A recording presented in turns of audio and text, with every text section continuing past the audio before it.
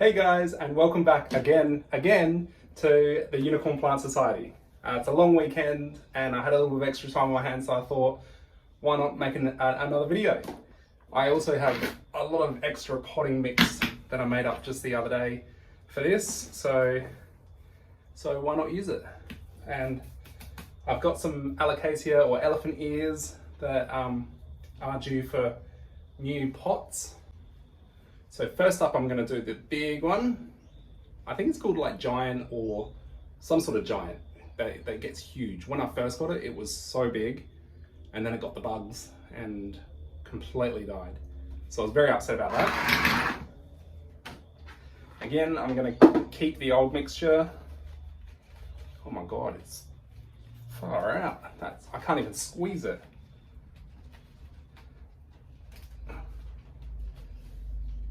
Look at that. I don't know how I'm going to get it out. I might have to cut the pot maybe. Oh, no, it's coming. There we go. Wow. I lost a couple of roots, sadly.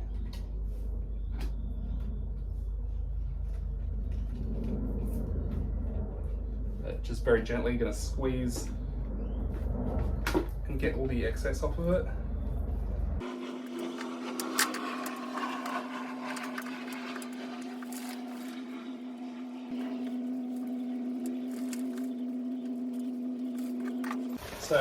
So now it's ready to go into a pot. Just going to chuck a couple of rocks to the bottom.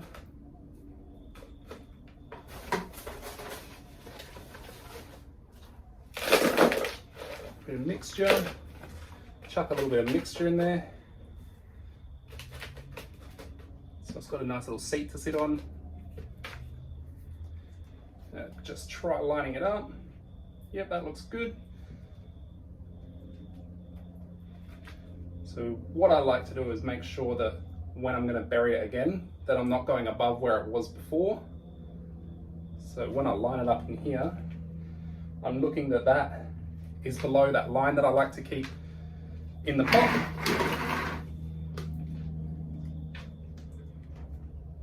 Make sure I get all the roots in.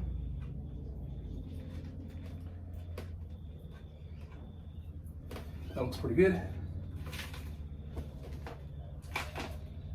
And now to fill in all the gaps on the sides, applying a little bit of pressure. I don't want to push too hard.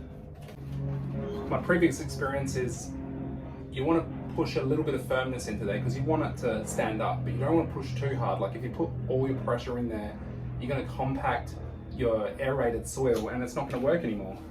So you just want to apply enough pressure to hold it, but not too tight where it ruins the whole mixture.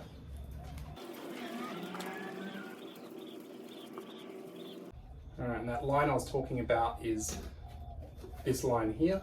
You can see where the mixture goes up to. I like to keep a couple of centimeters just at the top there. You don't want to go too high. There's really no need for it, and at least this way when you fill it up with water, it's not just overflowing straight away. You've got some room to fill it up with. Alright, that's nice and simple, nice and quick. I'll put him over there and I'll give him some water in a little bit. Alright, the next one. I'll do this standard elephant ear this time, the one that everyone's got. So this one was a gift from my mum when I first moved here. She had a whole garden full of them. This was probably actually one of my first plants. She gave me this, a Monstera cutting, and that philodendron that I talked about earlier, the tuxtia one that's in the corner. So she's my reason for my green thumb. Alright, this one has absolutely beautiful roots. Look at that, nice and big. Now I just got to decide what size pot it's going to go into. 20 centimeter pot, which is the big one. And I reckon it's going to go there. I'll have to go buy some more soon. More rocks at the bottom, just enough to cover those little holes there, the drainage holes.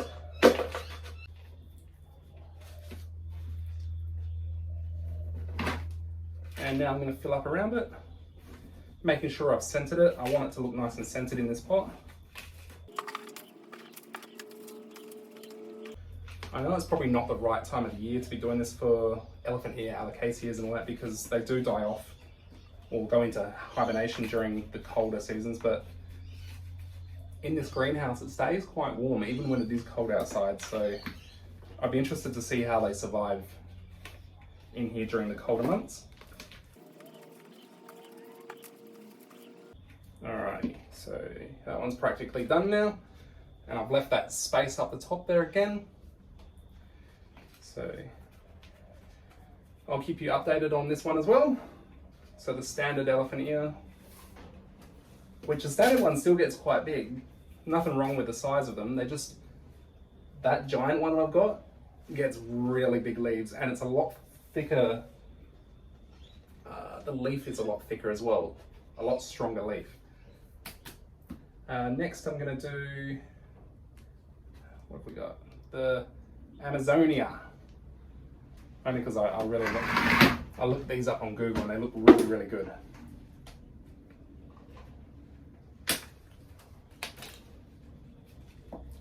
Now this one's in a different mixture. It's more of like a mossy mixture, not really soil. Very damp mixture. It's very sticky too. But I've got most of it off now. There's still a little bit stuck to the roots, but that doesn't really matter. That one's going to go into a 13 centimeter pot. This one here. Rocks in the bottom. Mixture on top, just like that. I'm going to line it up so it's centered. Again, just filling it around it. And you can do this with, the same process with repotting any plant really. It's just I have a lot of these ones to do.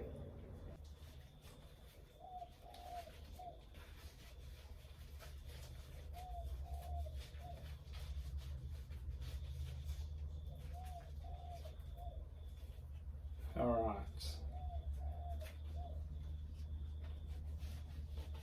Much happier with that now. Centered, looking good. What's this one called? Venustar. Venustar? I don't know. But this one has very pretty leaves. Long leaves.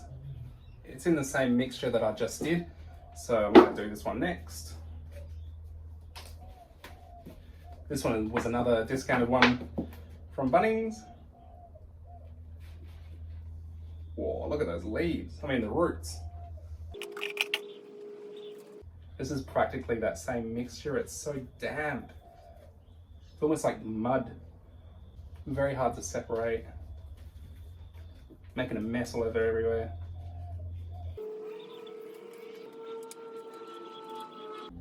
Now this one has a lot of little babies in here.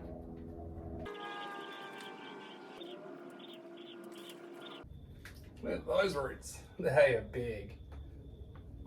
That one's definitely going to go into a 20 centimeter pot. I'm just having a check to see if I dropped any of its little babies. I always find when I recycle my mixture that an elephant ear usually always pops up in all my outdoor plants. There's always one popping up. And that's because I recycle the mixture, which is great. I love that. Alright, rocks at the bottom there. Just found one of its little babies. I'll chuck that in there when I do it.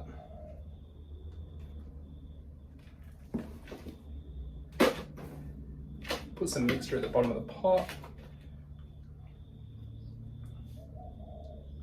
Alright, I'm pretty happy with that position.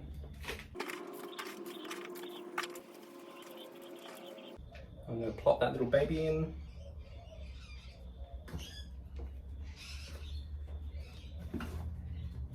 It might take, it might not, but if it does, amazing.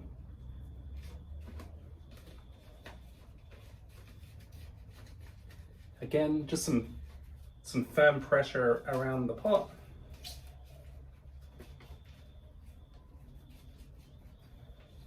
And there we go. Again, a couple of centimeters from the top. My plant's nice and centered. It had lots of babies, so hopefully they grow and I get a really nice full pot of this. Beautiful. I'm running out of space. I might do the dragon scale. Again, that's another one I've looked at the photos of it and my gosh, they look really good.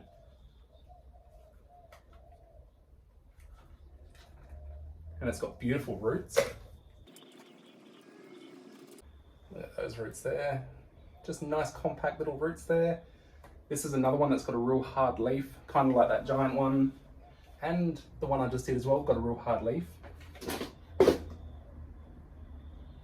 I'm a fan of the big leaves, real tropical looking. It's gonna go in a little 6 centimeter pot. Is it 6? No, 10 centimeter pot, not 6.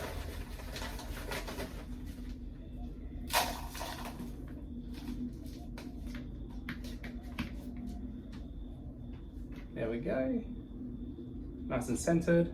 I made up all this mixture and I had to use it, and I had these plants that I've been meaning to pot up, but just never got around to doing it. So thank gosh for long weekends.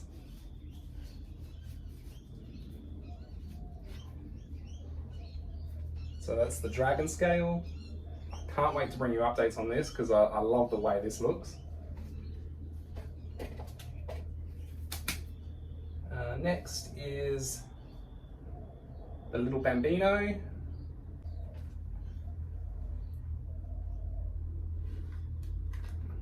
Now his roots are very small, a lot smaller than the one I just did. It's going to go into a little 10 centimeter pot again.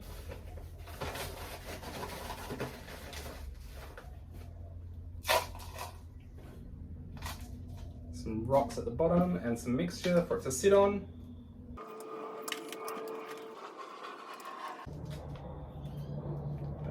That's the little bambino. I'm going to write their little tags on there so I don't forget which one's which, because especially the Amazonia bambino and the poly all look very similar. Next, I believe I'll do this one. So this is another one that has recovered from when it had the white pests. What are they called? I can't think of what they're called. Mealybugs?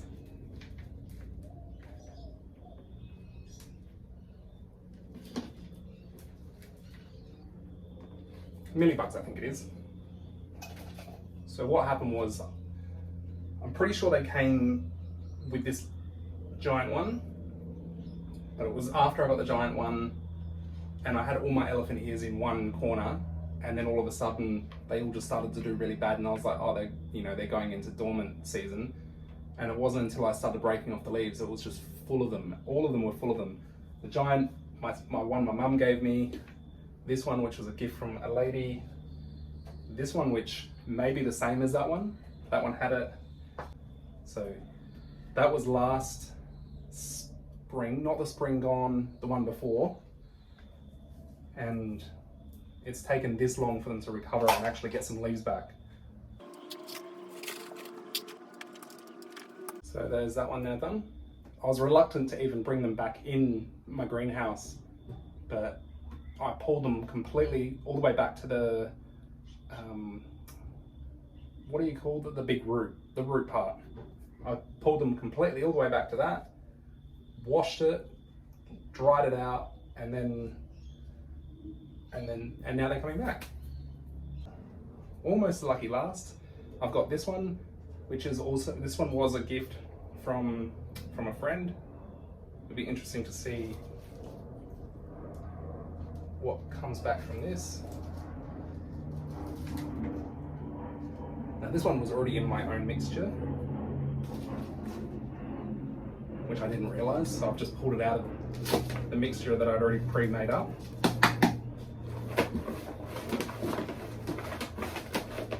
So I'm going to start that again.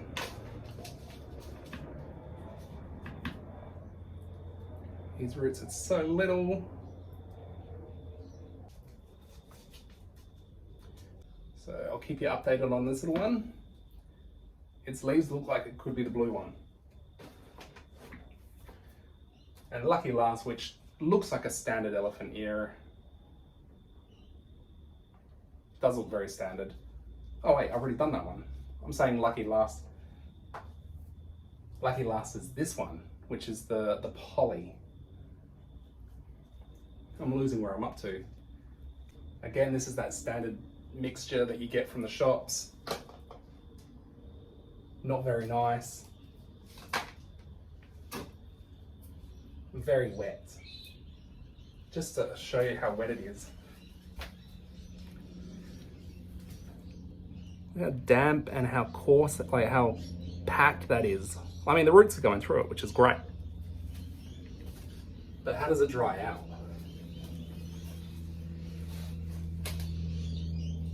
So when I got this one had no leaves on it and it was discounted to like $4.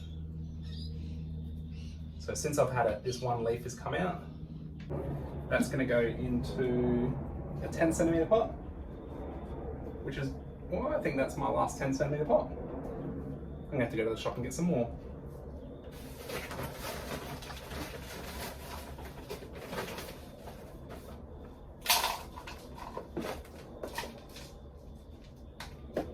Make a little bed for it to sit on.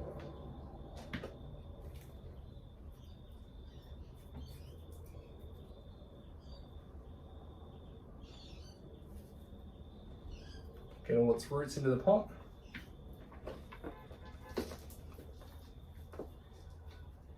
And then fill up around it.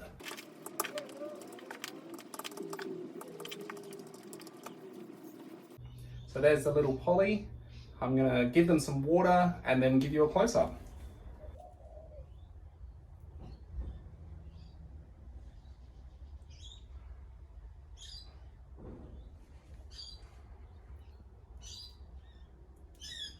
Thanks guys for coming along on this Alocasia repotting episode. Next week I'm going to be doing the moss poles, so keep an eye on my Instagram for the plants that I put up that could possibly go into poles. Let me know what you'd like to see.